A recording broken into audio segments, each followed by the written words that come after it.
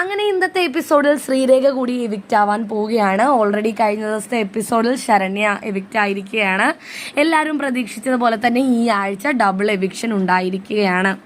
ഇനിയുള്ള ആഴ്ചകളിലും double eviction നമുക്ക് പ്രതീക്ഷിക്കാം. കാരണം ഫിനാലേക്ക് ഇനി വെറും വിരലിൽ എണ്ണാവുന്ന ആഴ്ചകൾ മാത്രമേ ഉള്ളൂ.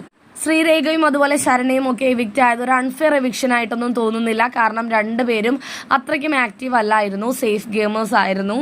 സ്വന്തമായിട്ടൊരു ഗെയിമും സ്ട്രാറ്റജിയും പ്ലാനിങ്ങും കാര്യങ്ങളും ഒന്നും ഇല്ലാത്തവരായിരുന്നു. പക്ഷെ ഗെയിം കളിക്കുന്നുണ്ട്, പറയേണ്ട സ്ഥാനത്ത് കാര്യങ്ങളൊക്കെ പ്രതികരിക്കുകയും നിലപാടൊക്കെ പറയുകയും ചെയ്യുന്നുണ്ട്. എന്നാലും മറ്റുള്ളവരെ അപേക്ഷിച്ച് നോക്കുമ്പോൾ കുറച്ച് പുറകിലായിരുന്നു. പിന്നെ എല്ലാം വോട്ടിങ്ങിലാണല്ലോ, വോട്ടിങ്ങിന്റെ അടിസ്ഥാനത്തിലാണ് എവിക്ഷനൊക്കെ തീരുമാനിക്കുന്നത്. അത് വെച്ച് നോക്കുമ്പോൾ ഏറ്റവും കുറവ് ശ്രീരേഖയ്ക്കും അതുപോലെ ശരണ്യയ്ക്കുമായിരുന്നു. അവർ രണ്ടും വളരെ നിസ്സാരമായ ഒരു വ്യത്യാസം മാത്രമേ ഉണ്ടായിരുന്നുള്ളൂ.